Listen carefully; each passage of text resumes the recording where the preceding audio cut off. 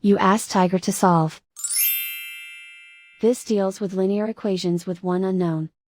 The final result is v equals -21. Let's solve it step by step. Group all v terms on the left side of the equation. Subtract 7v from both sides.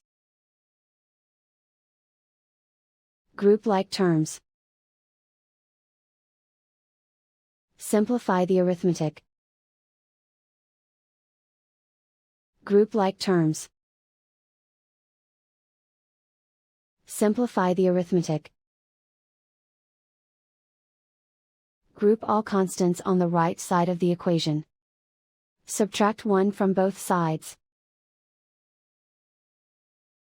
Simplify the arithmetic.